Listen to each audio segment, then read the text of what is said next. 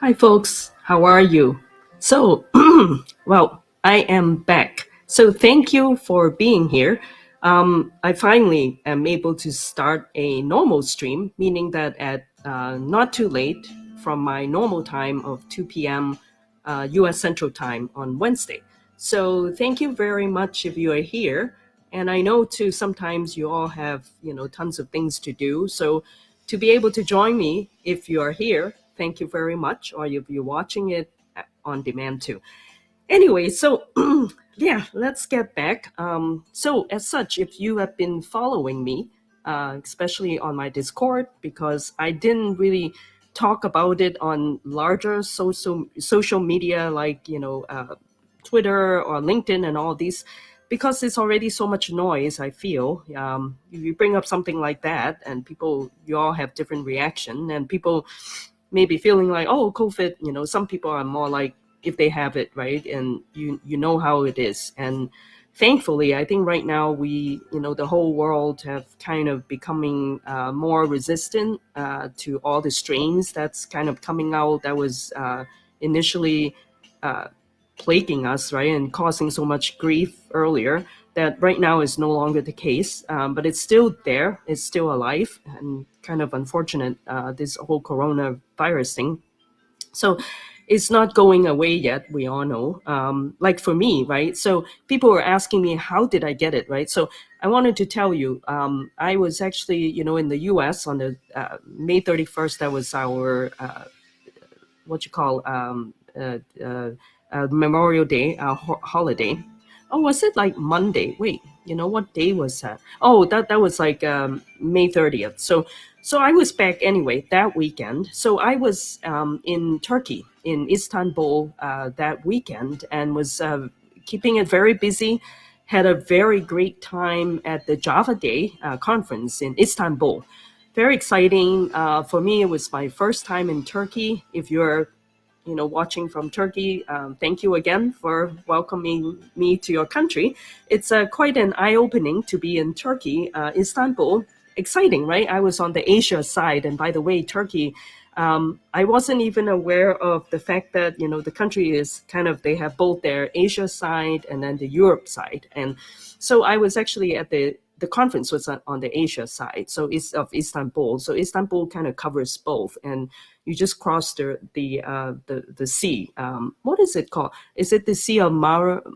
Well, anyway, if you look up the map, I think it's Marama Sea, and so it was very exciting. Anyway, so my point is that, okay, everything was good. And then coming back to the US, it's also required. Anybody coming back to the US, whether you're a citizen, not citizen, non-discriminately, we all need to take a test again. And whether they check it or not is another thing, but we do need to take the test. So I took the test, and there was an online kind of service that monitored me. So everything checked out all good before my flight, and I thought, okay, perfect, right? I was feeling healthy. I mean, it was hot in Istanbul, but that's about the only thing.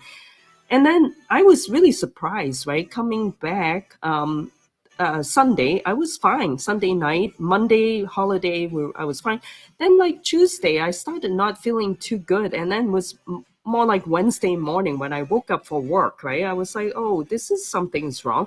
So I was feeling very tired and feeling very chilled, and so I couldn't find my temperature thermometer. I didn't check right away.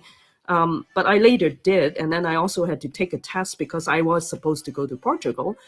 And then turns out that that test, right, on the Friday I took, and then came back, Friday night or something, and was telling me, okay, I actually tested positive for COVID. And I'm like, oh, this is weird. So I believe that maybe must be on the flight back, right, from Istanbul to Chicago. It must be, you never know. Within an airplane, there's just all these germs flying around. I picked it up in there.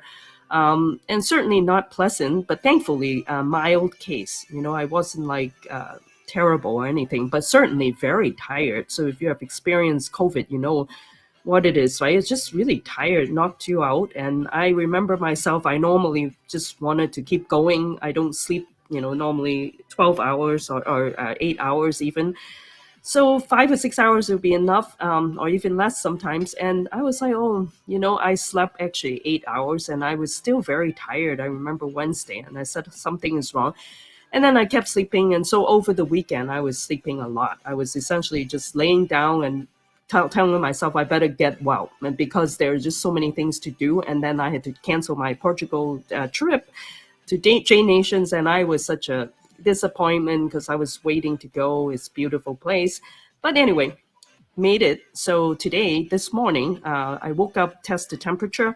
It's kind of like 99, kind of borderline, but I think I'm already all well. Why? Because I started eating, and then I was like, oh, I can actually taste something. So that's a good sign. So that's me. That's that. So okay. So and let me see, Mamara. Thank you. Now I see it. You are Newman's. How do I say it? Newman's. Okay. I shouldn't have attempt to say your name. So Mamara, thank you very much. Yeah, so that's the sea. Yeah, in Istanbul, I learned something about the geography. Interesting too. When I was a kid, right? I'm sure we all, we're kind of going through high school and everything. I study, right? The whole Mesopotamia, Asia Minor, all of these things, and it didn't, it didn't. I didn't feel it because I wasn't there. So it's just more like, okay, just geography. There's just piece of land, and never pay attention. But to be there and then to see what it is like, and of course, it's just, I didn't actually get a chance to tour around, unfortunately. Hopefully some other time. it's really pretty exciting. I started looking at the map and looking at that whole geographical region, right? So I can see over history all of the things that are happening between, the East and then the West and Asia, Europe, and of course, over time, all the geological plates kind of movement. It's definitely is positioned itself in the center of a lot of things. That whole area, I think to me, is just fascinating. So many things, right? It's just totally fascinates me. I think now I'm making it a goal. When I retire, I'm just gonna really want to study, right? Study all of these places that I've been to. Looking back at my high school when I study all of these places, I'm gonna go in depth and study all of the places in those regions. It's just so enriching, right? You just understand, the way things are that have evolved and everything. So anyway, so enough of me talking, and thank you again to Numensta, and I hope I say your name correctly, and Mamara. So now I remember. So okay, wonderful. So and also last night too, I was able to do a presentation for the Dev Talks Romania. And on my Discord server, I share with you, if you are there, I share with you on the events info channel a link, to Dev Talks Romania. It is an online conference. Plus, actually, not just online. If you are in Romania, you can get free access. I think that link may allow you to do in person. So if you're in Romania, maybe you can use that link and try to get in person access. I think it would be fun too. There are lots of speakers and all these things. And I got invited to speak there last year. And then again, they asked me again this year, but it was a little late. And I was going to be presenting it in Portugal, kind of as a remote speaker. But turns out that I was just presenting it from Chicago. And it was interesting. They were saying that, okay, because I was thinking I can do it in the morning time in Romania, which would be also morning time in Portugal. Like morning meaning a reasonable hour, like 8 o'clock in the morning. I said, oh, that would be perfect. But because I'm stuck now in Chicago, so I actually presented the talk while it was 2 a.m. for me. So, but that was all fine. No, not a big deal. Interestingly, I've been sleeping so much, I felt like my time zones really doesn't matter where I am. I just sleep whenever and get up and do things and then sleep whenever. So that's the thing. Anyway, so thank you very much. And without further ado, I should be doing some kind of some more talk now. So some somewhat of a bit of an eclectic mix, right? So talking about which, right? So I have really the good fortune of having met a lot of people, especially in the past few months, since I also started doing kind of advocacy for Apache Pulsar. So here it is too. I put already this Apache Pulsar website in here. I feel that, so far, because I work for DataStax, and DataStax supports Apache Pulsar as the streaming platform. And DataStax, as you may know, right, it's a managed Cassandra platform, which is a managed cloud. And if I haven't already shared with you, right, if you are all new to here, let me share again. Over here, Astra. If you go to Astra, datastacks.com, right? So let me kind of increase the font a little bit. So this is the DataStax managed Cassandra. Let me actually make it a little bigger so it's easier to see. So you are all welcome to sign up for a free $25 US dollar credit to use this, right? And it's actually quite sufficient, I have to say, if you're just using it for your own personal project, or even if you share it with somebody. And as long as you don't go overboard, it's actually quite sufficient for the $25 usage per month. So it's a really great thing if you want to try out Cassandra in a managed cloud setting. And also now there's Astra Streaming, which is the Pulsar underneath the hood, right? You can sign up for that.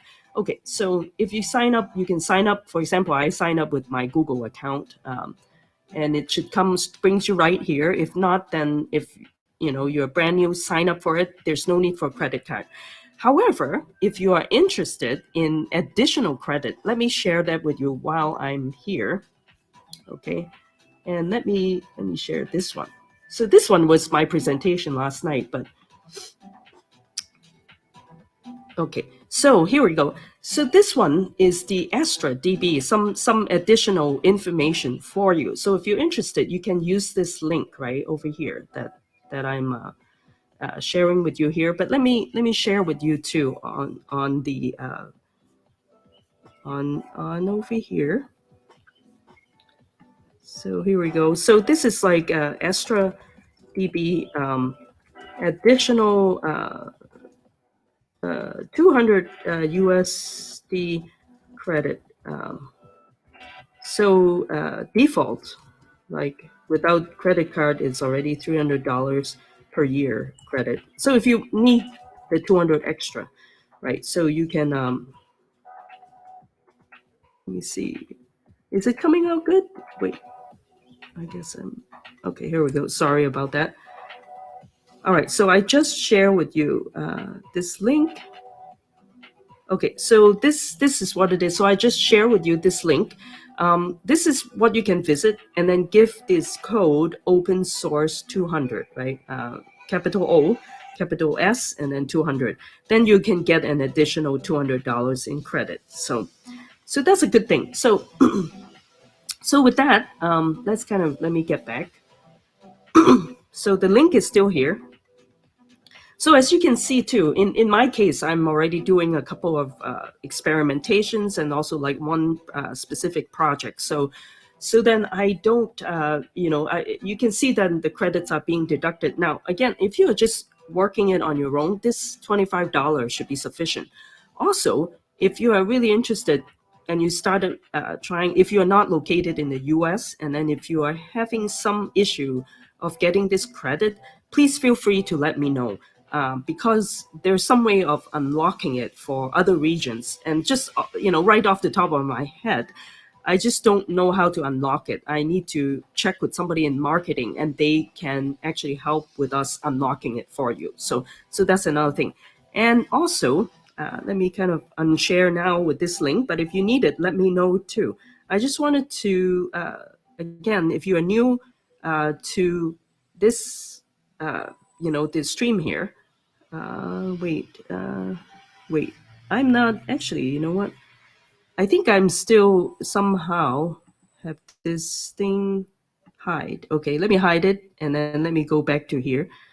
So this is my Discord server. If you have any questions, you can of course ask me here right now on Twitch. No problem. Twitch, this on the chat here. But if I'm not running my live stream, you need to get a hold of me. Join my Discord server, and then you can send me messages there, or like for example, this morning to Andres from Greece.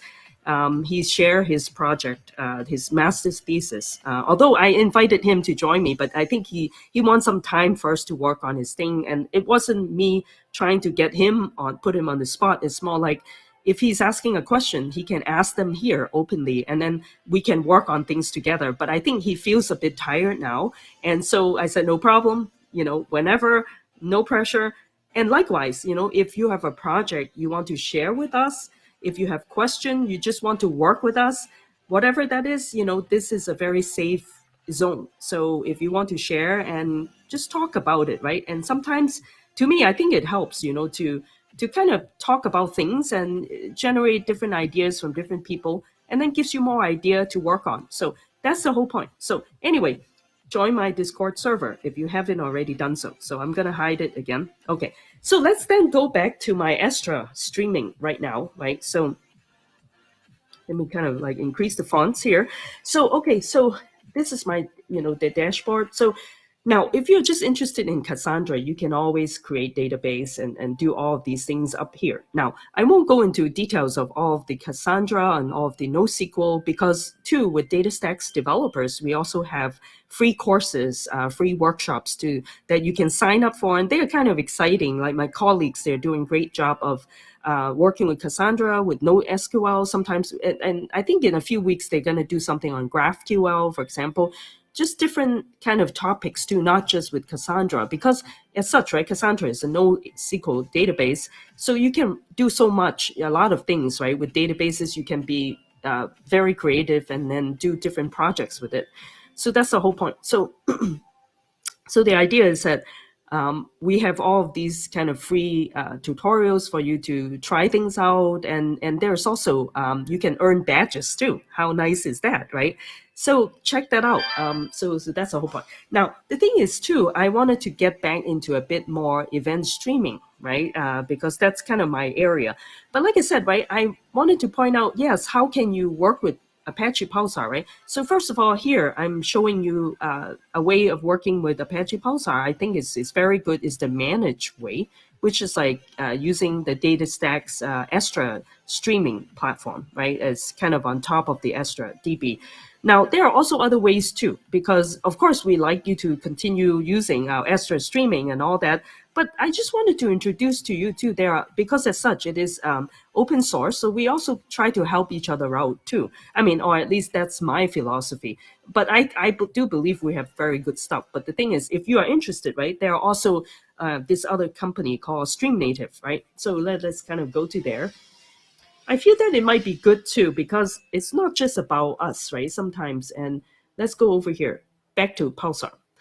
So if you go to pulsar.apache.org, right? Let me share with you the Pulsar link again. So pulsar.apache.org. This actually, by the way, is a new website. They've done a great job of upgrading this thing.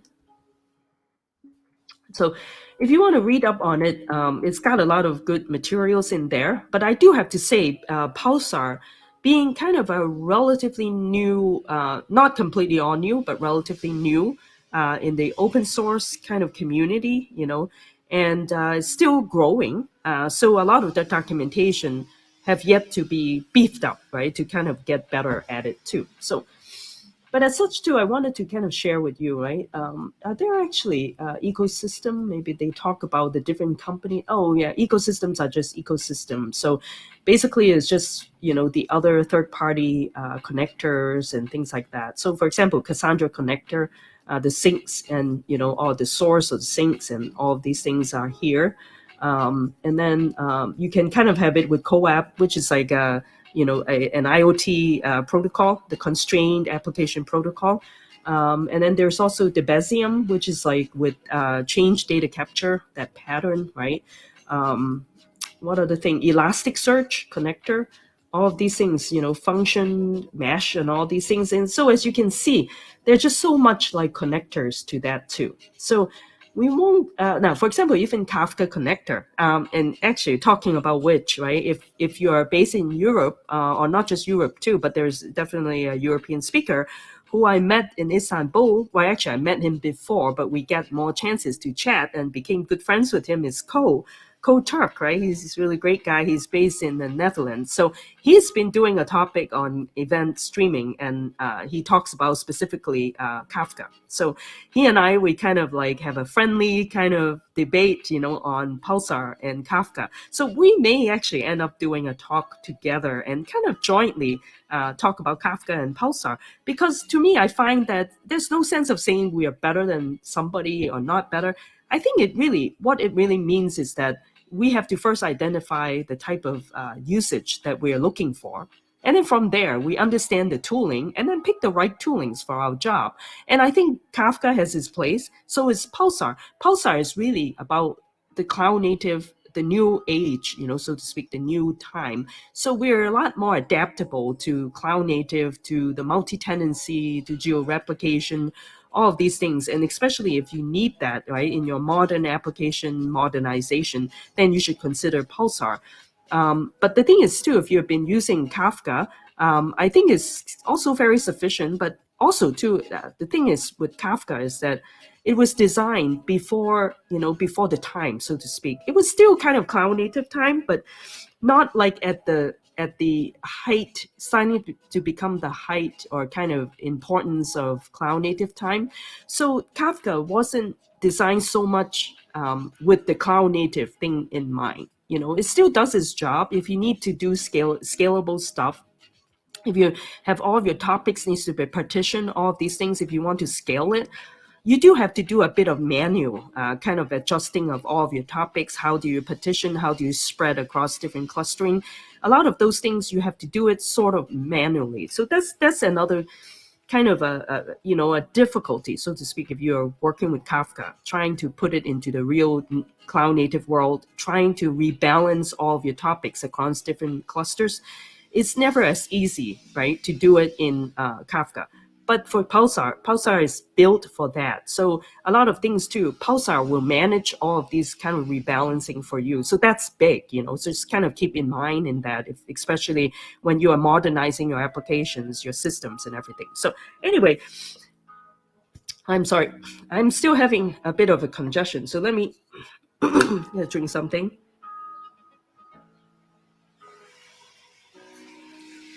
Just gonna clear my throat a little bit. So, okay, so that's that. And let me kind of not bore you as much. So let's kind of get on a little bit. Oh, Mqtt. So I worked with Mqtt, right, for a little bit for the IoT protocol. So and that we have Mqtt connector, all of these things. Pulsar admin console, all of these things. It's actually quite interesting. Maybe we can kind of pick something to look into here. Why don't we do that? Because I know we also have data stack stuff, but the thing is too is that let's also take a look at the open source side and see what they have to offer. So if you have RabbitMQ connector, you can work with that too. Splunk, Starlight, and all of these things. So this by the way too, Starlight, it's basically a support for older JMS as well, and also for RabbitMQ. So we have this Starlight like API over Apache Pulsar Java client for that. So okay, so this is what it is. But I wanted to kind of also take a look too at all of the companies that are actually kind of contributing to it, right? So governance, let's see. I think the governance might kind of like list out all of the companies. Oh, okay, meet the community. So these are kind of community that are working on it, but it doesn't tell you all of the companies that these people work on. But I can already tell you, right? Data stacks, we have Enrico, Olivelli, and then we also have, I'm looking through, we have about 5 of us. Dave Fisher, great guy, wonderful guy. He's the PMC for this too. So PMC, as you know, is the program, I think program, is it management committee or somebody who is in the leadership side of things. So Dave Fisher is a PMC member. So is Enrico too. And then there's also, let's see, over here, Larry. Larry is also is a committer, not a PMC. He's a committer. He's also a great guy. He's based in Finland. And then Mike Marshall, also a data stacks person, a developer. He's a committer, really good guy too. And I thought we have one more too. Who is it? Let me kind of take a look.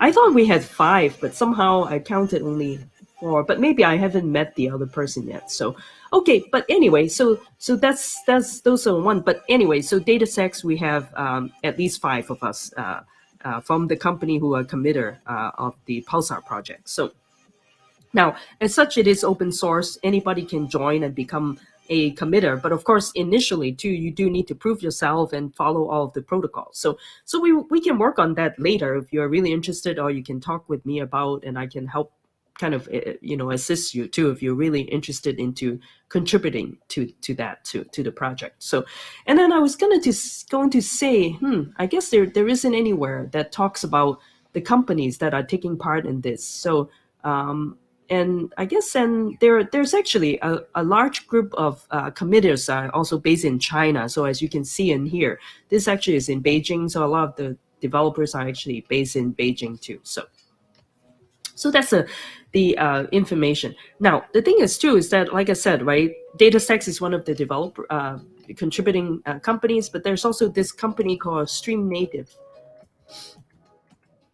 So if you go to streamnative.io, you can also kind of find out. Now, interestingly, Stream Native, they're actually the company owner or founders. They all came from the original Yahoo team that invented Apache Pulsar. So that's why too they do have kind of quite a bit of a kind of leadership in Apache Pulsar too. So and they also have actually their stream native for Kafka, for all of these things that they're in here. They also have I was going to say they also have product, and they have open source. Okay, so they also have a lot of the information here, but there's also Learn. I want to point out they have a thing called Academy. So academy.streamnative.io, they also have information that are quite interesting in here. If you want to get, kind of some kind of self-paced introductory concepts to Apache Pulsar, I think they are also quite good too. So, and then there's also exam too in here.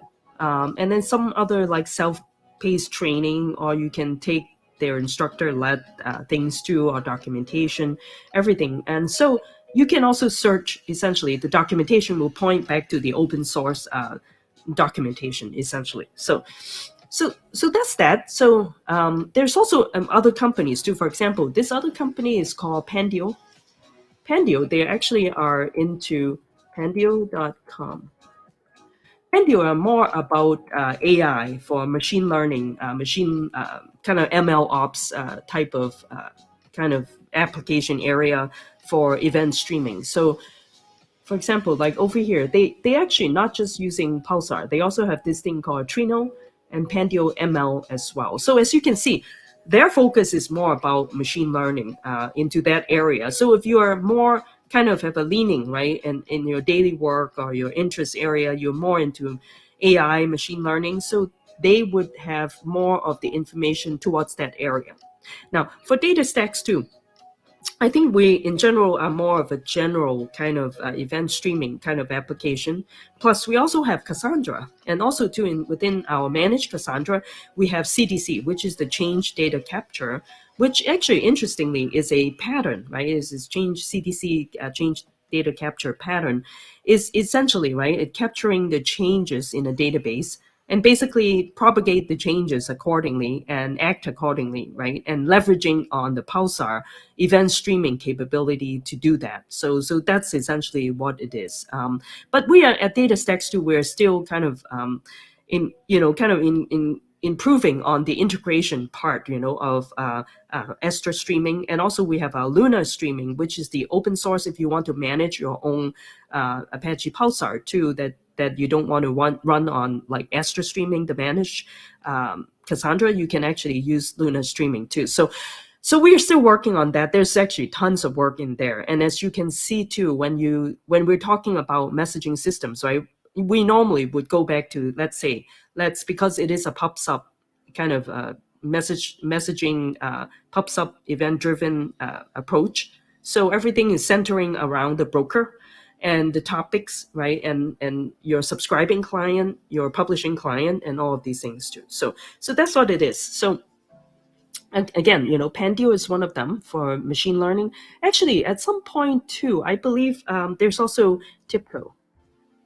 TIBCO, as you know, right, if you're in a lot of like financial, not just financial, but TIBCO is more about the older, they have their own TIBCO rendezvous messaging. They're all about messaging oriented middleware, MOM kind of system, right? So I don't know why this seems to be blinking, is it? I guess it's only on me. So okay, so TIBCO too also supports like real-time data. They are also kind of getting into Pulsar as well. So let me kind of take a look over here. Event and messaging. I think they also have. They may not like explicitly be talking about Pulsar, but I believe that they are supporting Pulsar underneath the hood. Kind of thinking of Pulsar being the driving engine underneath, right? So, or maybe it's in partner, no? Partner solutions showcase.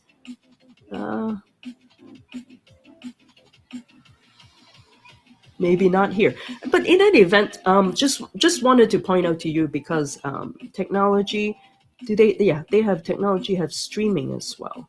So maybe like if you apply, maybe then you can find out companies that are using well, I guess so far it's only this cognitive cache. and also HCL that they're using streaming. So now I'm not too familiar with it, but I'm just kind of curious. Let's take a look. I just don't know if this is the one HCL is making use of TIPO streaming. IoT. Okay. All right. So maybe it's not the same, but in any event, I'm aware of TIPCO also looking into Pulsar. And, so if you're interested, kind of search more. I was hoping that on this site, it's going to tell you more about, who are the companies too that are openly coming out and supporting Pulsar or committing to it and participating at the Apache PMC level too. So I thought they are, but I guess maybe not. Sometimes, right? It's interesting if it's not being formally communicated. I just been hearing about all of these things, and I just thought I'd share. But it's not like secret either. It just hasn't been formally been maybe published somewhere. So that's what it is. Okay, so without further ado, right, and we got a bit of this taste of Pulsar, and again, to kind of refresh our memory. So let's kind of go back to our data sets, right? Like I said, right, to me, I'm not, just wanting to tell folks too, is that, there can be many ways, right? It's like this saying, right? Many roads, all roads needs to Rome, right? And of course, it's just an old saying, all roads leads to Rome. But basically, it just means that all roads, there can be many ways, actually an infinite number of ways to solve any problems, right? So in this case, we're saying that, okay, let's take, for example, we use Pulsar to solve problems. There can be, many different vendors, many different ways of using Pulsar and all of these things. They all lead to maybe the same kind of way. If you're trying to solve a problem, it will solve the problem, but the question is who can solve it faster, most efficiently. That's the question to ask. But like I said, right, all of these vendors are doing, they're aiming at the same kind of goal. So, and I do believe all of them have their own strength and everything too. So you're welcome to kind of like study all of them. But I have to say that while DataStax is very nice, this particular interface that I'm using in here, right, the Astra streaming, is actually quite easy to use too. And I myself really enjoy using it. So now again, if you want to create a stream, right, so this would be as simple as, like, you go to streaming, and all you need to do, like say over here, right, why did I create a Spring IO thing? Did I create it last time?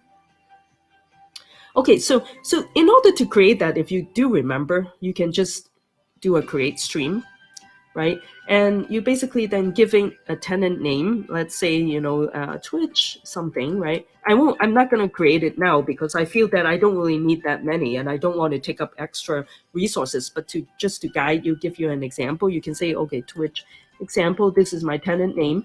And then I can pick something like, let's say I like Google GCP, and I'll pick, I'm in Central, so I pick US Central 1.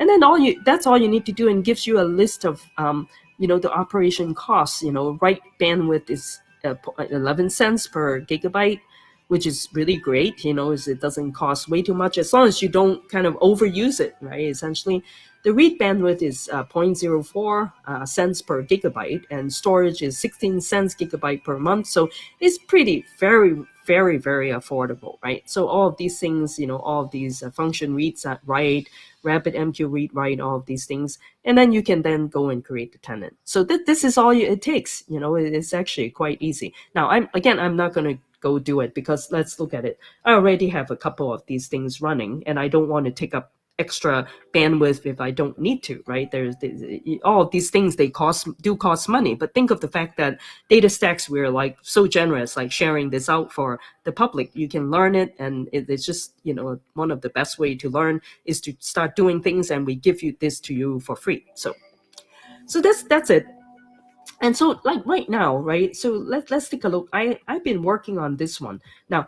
That's a nice thing too with Astra streaming. That's why I like it, is you can create different organization to group all of your streams, all of your databases accordingly, right? Because I have multiple projects, I prefer having this kind of structure. So I, for example, created this thing called DataStax Swim.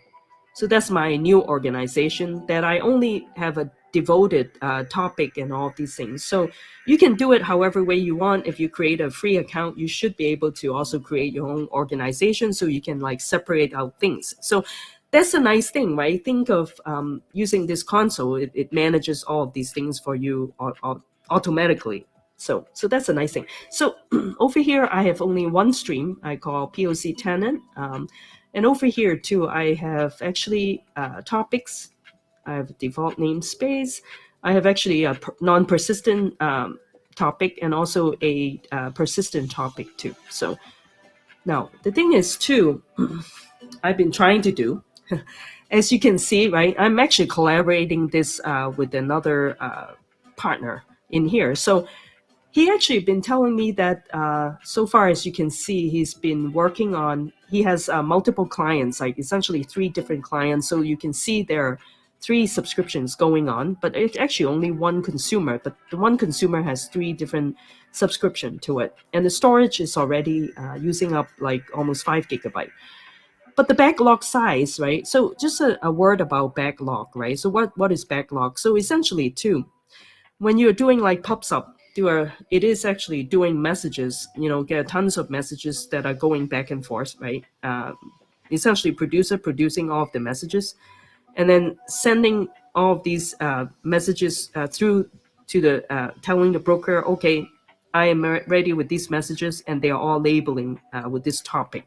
In this particular case, I have 2 topics, but the thing is, for this particular one, as you can see, if you can kind of take a look at the subscription, I have this one. It's actually, if you click on it, F6CCA. So this is basically the swim subscription in here. So it's already kind of using up 25.88. So I was going to say, right, what is like backlog? So now, as you can see, when we're using Kafka, when we're using Pulsar, we have all these messages that are going back and forth. And anytime these messages comes, it's being logged as a message, right, in the system. It requires storage. Now, Pulsar too doesn't manage all the storages directly. It delegates all of these things to Bookkeeper, the Apache Bookkeeper kind of library, right? That takes care of things, a library runtime. So Bookkeeper is the one that manages it, but still, gives me a second. I'm kind of stuffing up again. Thanks for your patience. I may not be able to stream for too long because I think I'm not completely all clear yet. So, but in any event, let me kind of keep talking in here about the backlog. So all of these backlog are essentially messages that are coming in, waiting to be processed, right? The broker is processing them. And then if they haven't been processed yet, they're being put into the backlog. So think of it kind of like a queue that's waiting to be processed, right? Except it isn't really a queue. Because if I use the word queue, I have to be careful, because any kind of message queue, we're implying one-to-one, point-to-point type of messaging system, sender, receiver knowing each other. They go from one to the other, and known address. But we're talking about pops up. So in this case, the backlog is essentially a backup of all of the logging of all of my published messages over, to the broker. Now, in this case too, he was saying that he wasn't able to send it, and the reason is that the backlog has now maximized, and at this point is 5,000.5 megabytes, so which is like 5 GB. So I wasn't aware of that default. Well, I should say I'm aware of the default size, but I wasn't aware of him already, my partner working on this already been testing so much that it's already filled up the backlog. And right now it's just stuck. So, but right now too, he doesn't actually need the messages. So all I need to do is try to clear up all of the backlog. So here we go. Why don't we do that, right? Okay. So as we can see, this is what is happening. Let me bring up my what you call the command line to try to do this. So let me kind of get my. Let me go over here. Okay, here. Let's go over here. Let me bring up my. Oops.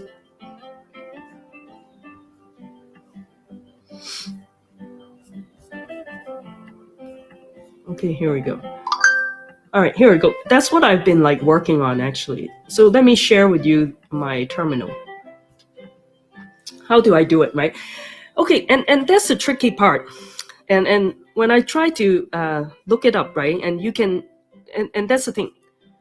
There, our Astra streaming over here certainly has all you need, right? This Astra streaming console.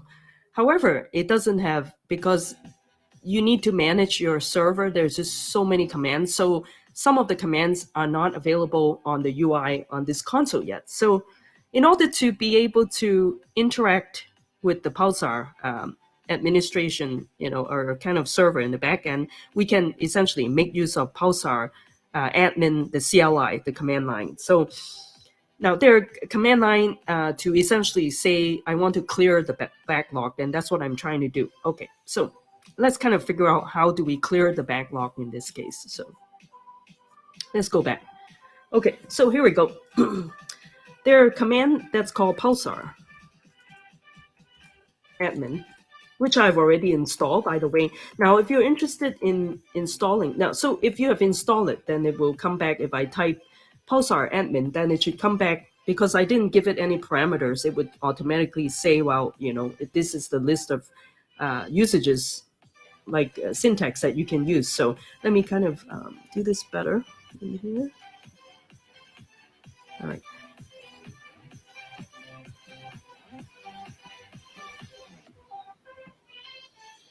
Okay, here we go.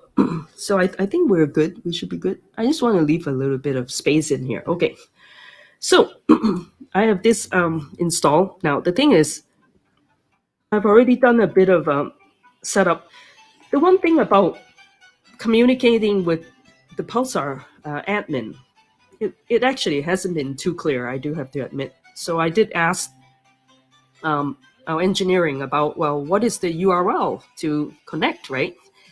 Now, we know that if we're running Pulsar locally, then by default, you can say localhost, and its default is 8080 for the admin URL.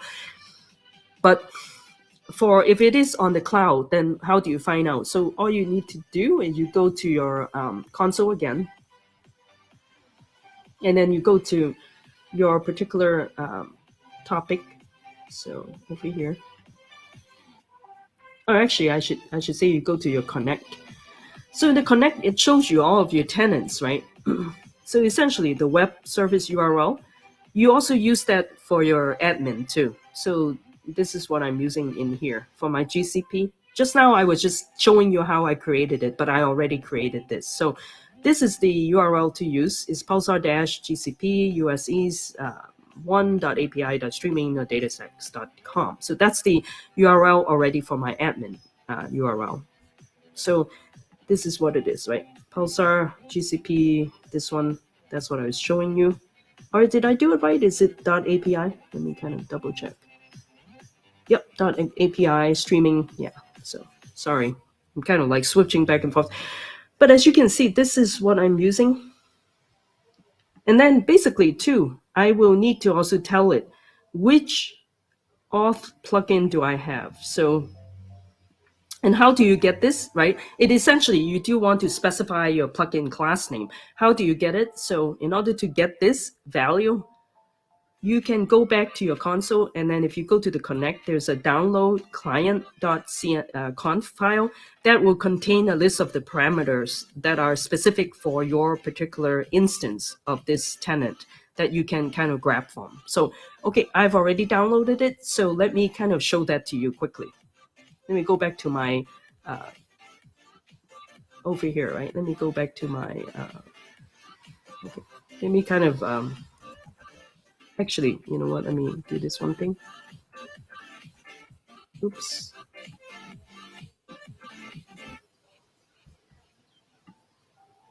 All right. So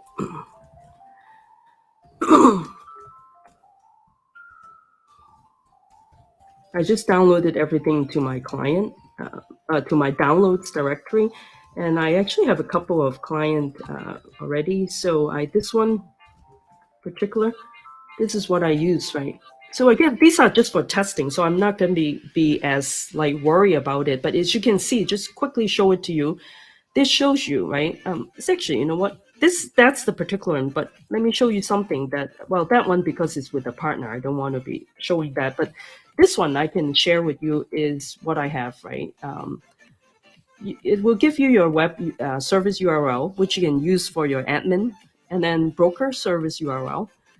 The auth plugin is essentially the class that you can use for specifying when you are using your command line.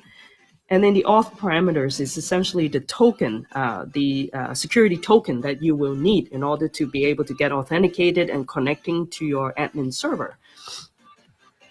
And then here it is, the rest of the different parameters. TLS allow insecure is false. We don't want to allow insecure for obvious reason.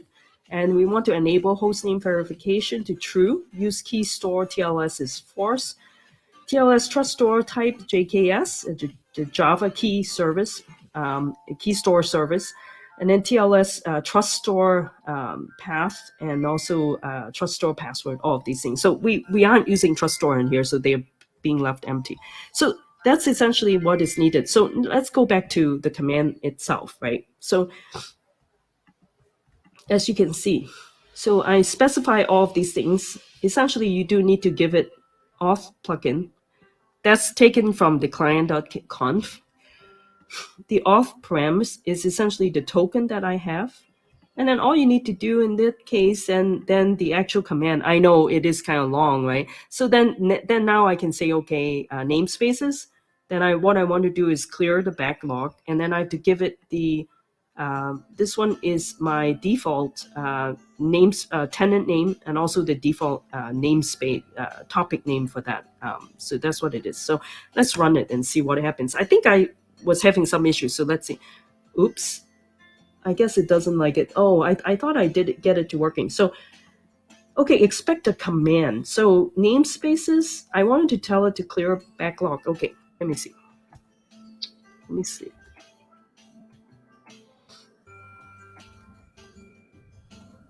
Is it like dash? Let me try it. Ah, there we go. It's dash, not underscore. So I'll say yes.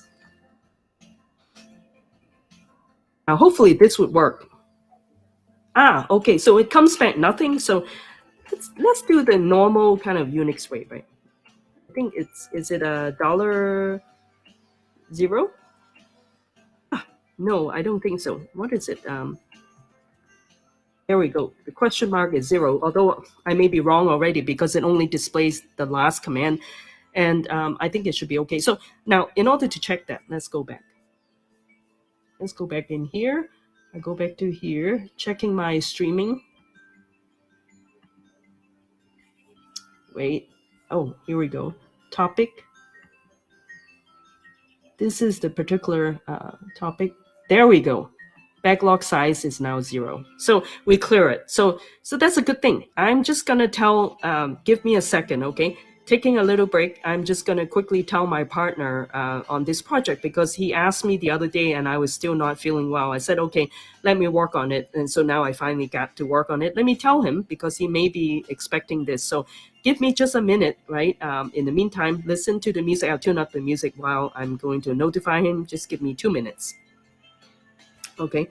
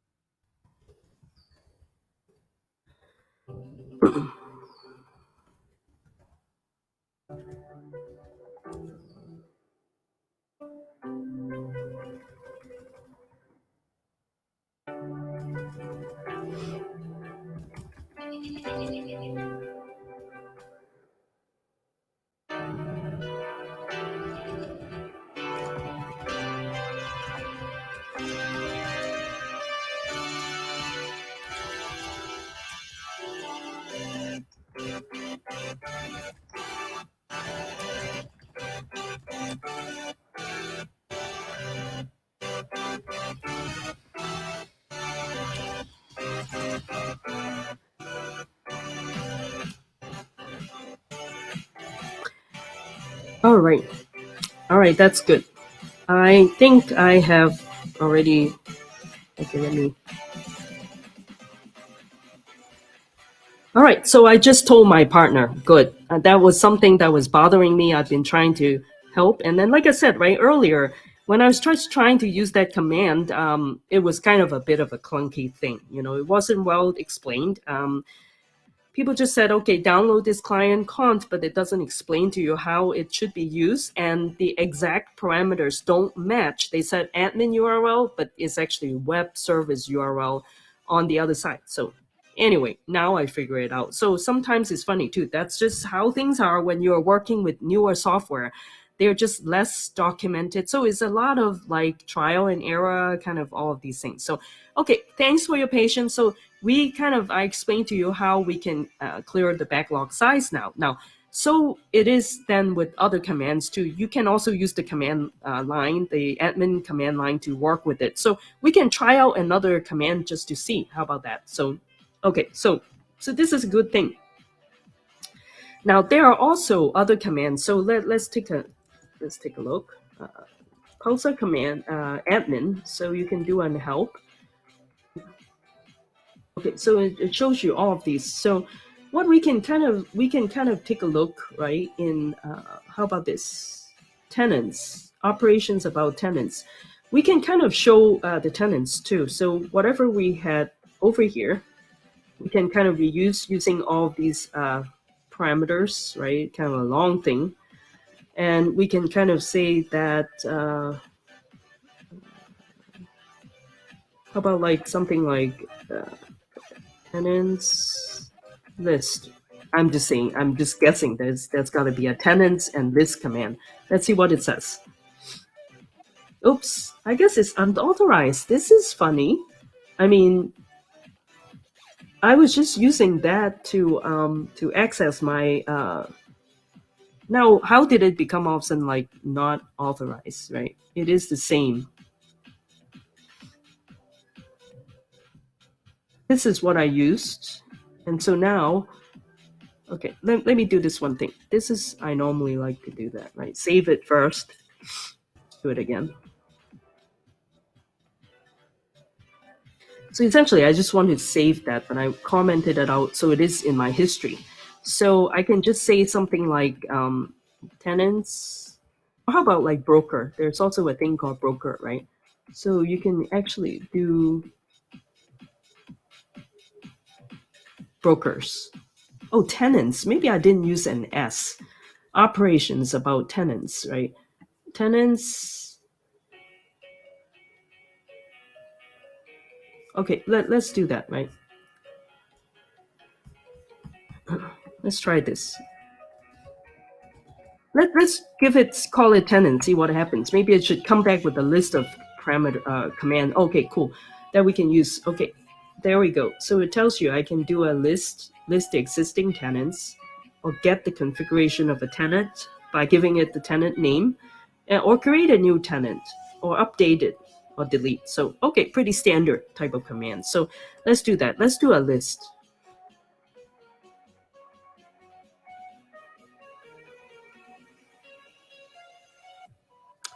This actually, it surprises me. Why would it complain about this now when I was able to do it on the namespace level? It didn't give me any kind of grief over it. I have to ask them as to like what is going on now. Well, the thing is, I know that my tenants, you know, my tenant's name is get POC tenant one.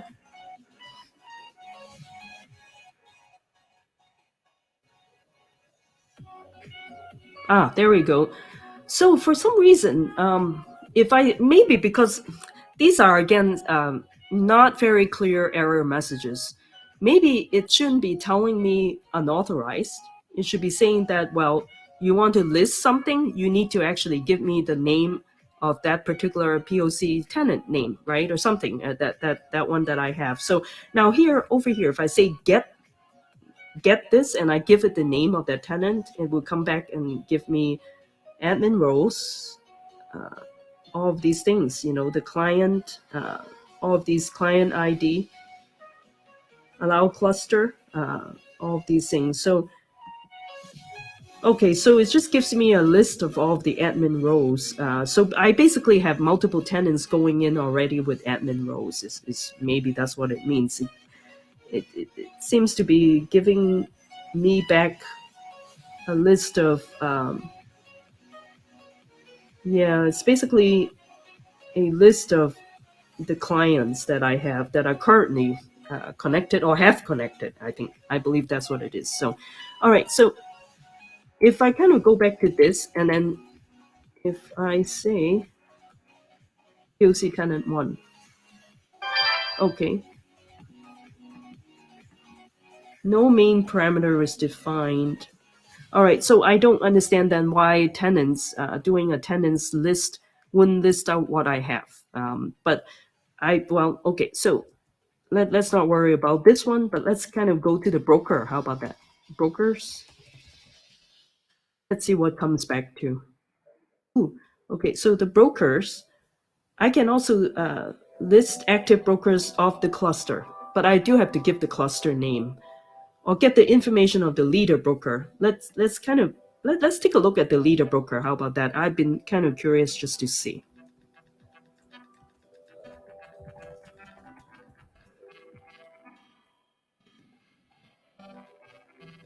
Oh, wait. Or is it simply leader broker? Yeah, that's what I'm doing, right? Oh, it's dash. I always use underscore. I think that's where I kind of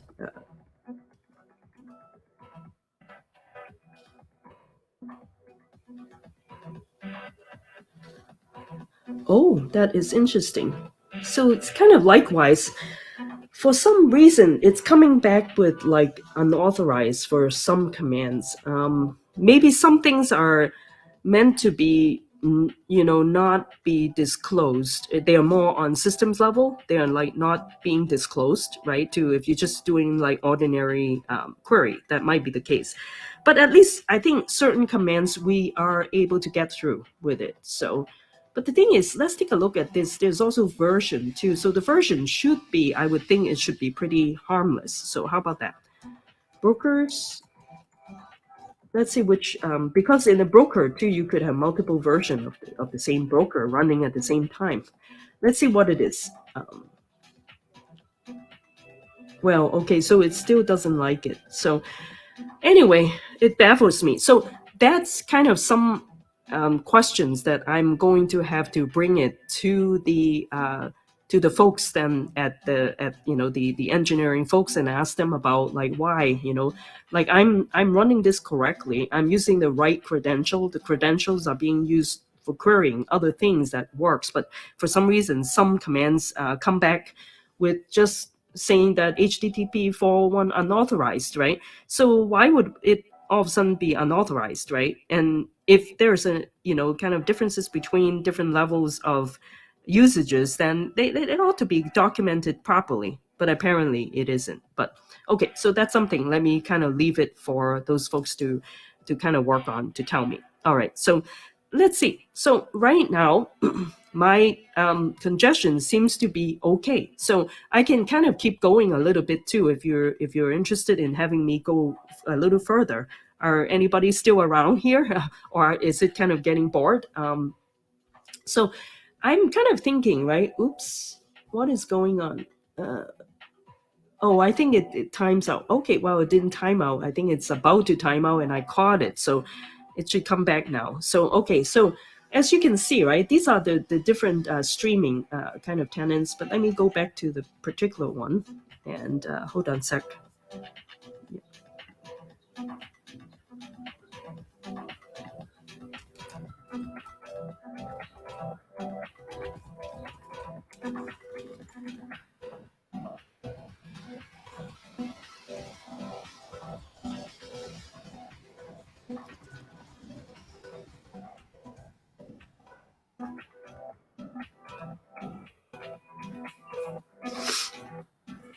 All right, sorry about that. It's because my partner got back to me with a message. I was just responding back. Okay, So okay, so that's cool. So looks like he's probably working on it. Let's take a look. Right, he's actually using this POC tenant in here.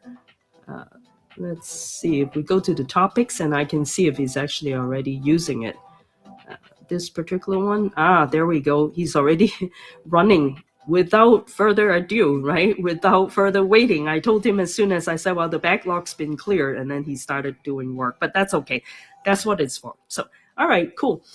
Okay, so in this case, would it make sense to kind of let's take a look at how can we write a producer client, right? And how do we publish messages, right, to that particular topic? How about that? Okay, let's take a look.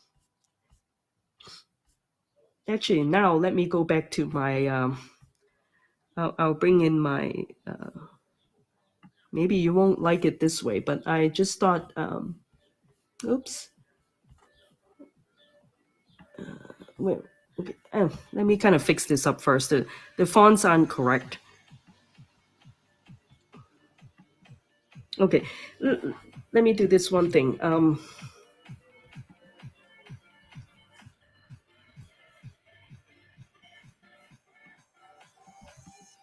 I've written up a Pulsar publisher, so I can kind of quickly show that to you how you can write a publisher. Let me kind of fix up, like I said, the my buffer and also the fonts and everything, font size, so then you can look at it easier. Um,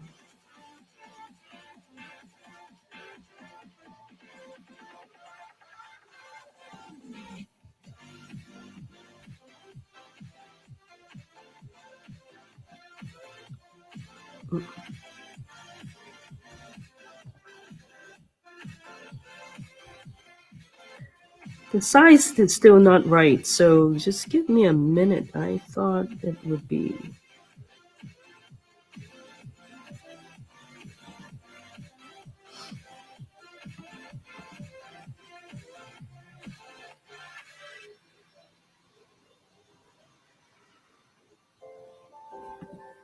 Oh,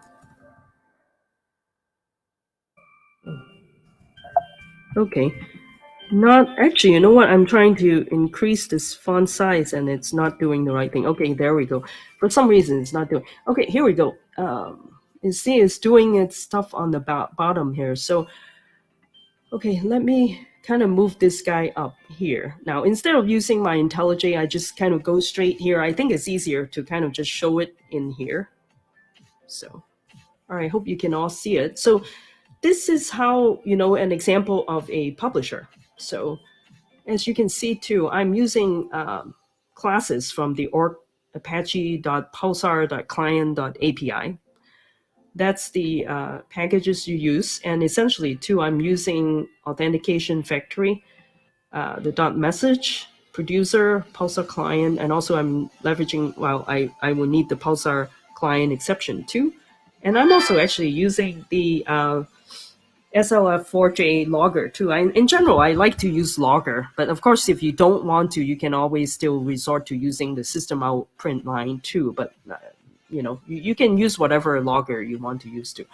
And anyway, so that's what it is. And basically too, like the things that I was trying to show you is that I wanted to try to like inject all of these value in is essentially my Astra stream, the broker URL, the topic name, and the connection token. So those are the three things that I'm going to need, to kind of inject into it. So as you can see, my token in my topic here in this case is POC tenant one default, and topic sim is my particular persistent topic that I'm using.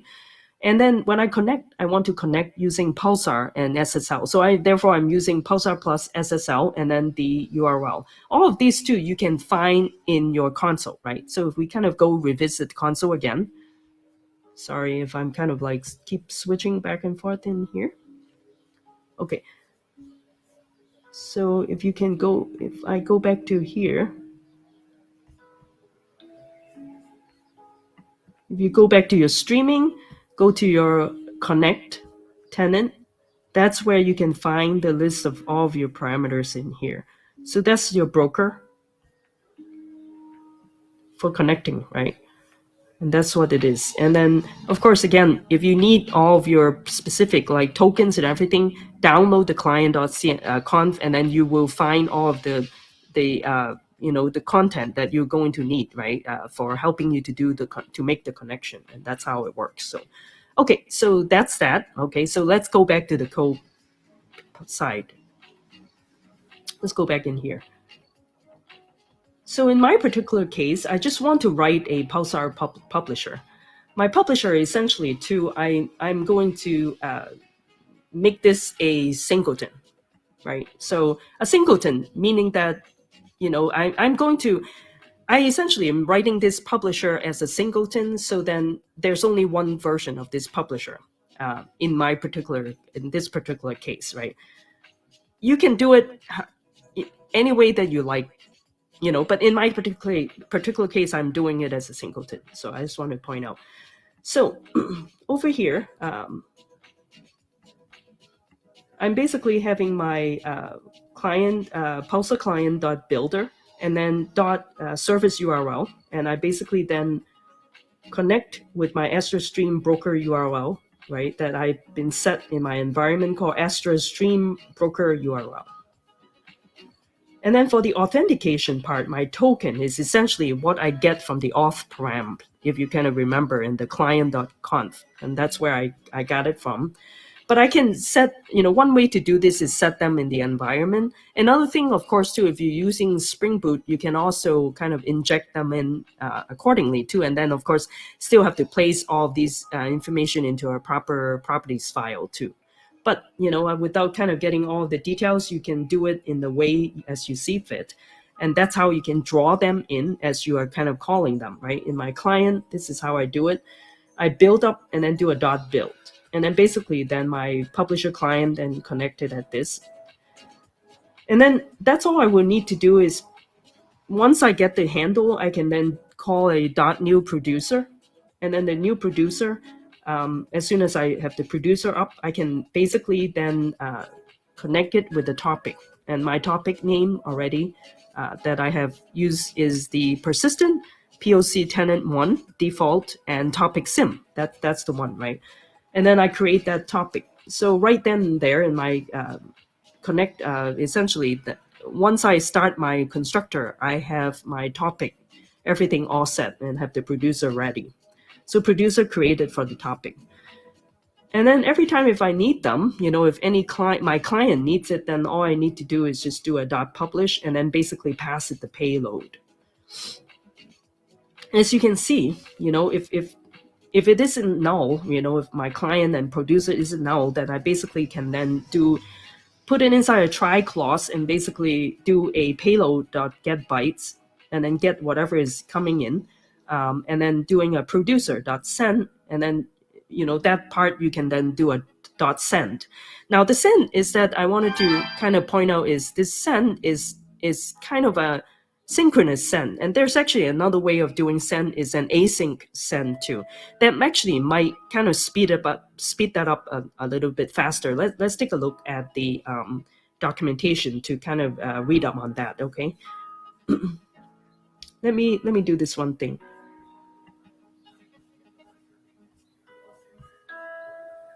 Let me kind of like do this first. Okay, so Pulsar client API.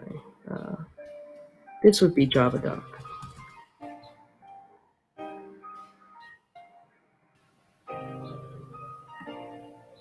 Actually, JavaDoc.io. Pulsar client, this one is 120 is old. We're in 210 now. Let me see. There we go. 210 is the one. Yeah. So now we're looking at, let me see, which one are we looking at now?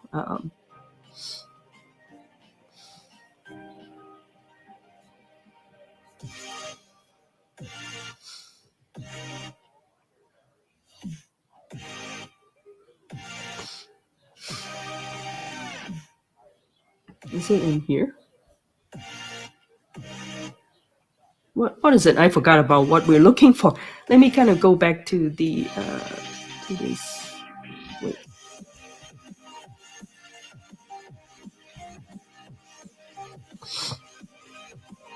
Oh yeah, producer sent.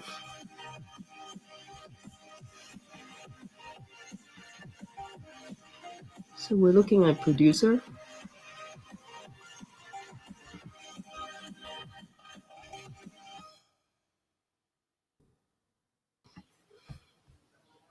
Okay, here we go. So as you can see, the Pulsar documentation 2.10.0. So let me kind of share that with you over here quickly if you're interested into looking at this too. Let me share it on my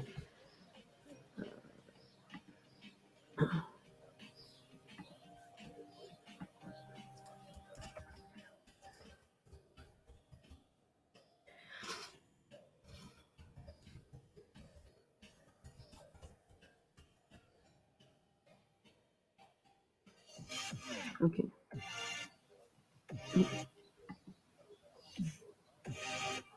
So this is for that, right? Again, well, I won't block myself in here, but you can kind of take a look into that.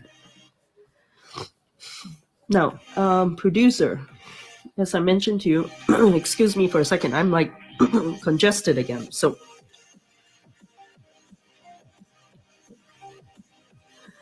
I think maybe after this, I should end because, like I said, the congestion is still there. It's kind of like clogging up my nose again, maybe because I've been talking for a while too. So, but okay, here we go. So I was showing this one, right? You can do a send. So the send will just send some messages, but this call will actually be blocking until it is successfully acknowledged by the Pulsar broker. So that may present an issue because there will be a wait in there. Now, in order you want the send to be like asynchronous, then instead of using that, right, you can use send as async. So send as async will actually send back a completable future. So essentially, it's asynchronous send, so it doesn't wait around for the broker to process it. So when the producer queue is full, by default, this method will complete the future with an exception, right? And so you can actually use this. So this might help it in order to, kind of be a little bit quicker, so to speak, and it won't kind of wait around. So if I kind of go back to my code, right? In here. So what I'm showing you in here, the producer send, you can do a send as async too in here. And then basically then that's pretty much it, right? Now the thing is too, obviously this particular client is a pretty basic one because I don't have any explanation in here to deal with like JSON kind of format. So I think now I remember, because of the illness, I can't remember what I promised you. But last time I promised you that I will take a look into the JSON Pulsar schema, right? And all of these things. So that's what we can look at next time. But at least this time is that I just, like I said, want to quickly show you the code. How do you write like a quick publisher client? So that's how you do it. Now, of course, too, then you'll be wondering, well, then how do I subscribe? So let's leave it for next time. We'll work on the subscriber. Plus, we'll also take a look into the Pulsar schema. But for now, let's take a really quick look too before I end this today, because I'm getting congested again. So let me kind of go back to resting up a little bit. But I wanted to show you the Pulsar schema. So then if you are curious, right, you can kind of take a look into it first too. So going back to the Pulsar docs, if you kind of look into here, all these documentation, Pulsar schema. So schema registry, right? So safety is extremely important in an application built around a message bus like Pulsar. Client approach, server-side approach, and then basically when a schema is enabled, Pulsar does parse the data. It takes bytes as inputs and sends bytes as outputs. While data has meaning beyond bytes, you need to parse the data and might encounter parse exceptions, which mainly occur in the following situation, blah, blah, blah, all of these things. So essentially, too, we might also consider kind of using a Pulsar schema. And then there's also, for example, if you're dealing with JSON data too, you can actually make use of the JSON schema to kind of handle the data too. So that would be something next time we can work on, and also take a look into the consumer client. How about that? So all right, then I think with that, I think I would like to end the stream. Like I said, because my congestion is kind of coming back to bother me a little bit. So, and I think I've talked enough for today. And but with that too, I do want to thank you. I hope it has been helpful, and especially for folks, if you're joining me after last night, if you join me from. That I hope it's been helpful. I didn't kind of step through exactly how we go through, using Pulsar, create all the stream and everything. Maybe that's an exercise we can also left for the next one too. I was just assuming quickly too, I'll kind of go through some of these things which I just went through, showing you how do you do a producer, showing you how do you use Pulsar admin, to kind of do a couple of command line commands, also clear the backlog, all of these things. Now, I hope it has been useful. And also, we will get more into some of these kind of main thing of Pulsar as to like why, it really is the choice of in a cloud native world. So all right. So thank you very much, everybody. Please stay safe and healthy. Coronavirus is still there, but please be very careful. Drink plenty of water. Stay safe. And I hope you are all getting ready for the summer that will be coming soon if you're in the Northern Hemisphere. Or if you're in the Southern Hemisphere, I think winter is coming. So, all right. Thank you so much. And you all take care. Okay. All right. So take care. Oops.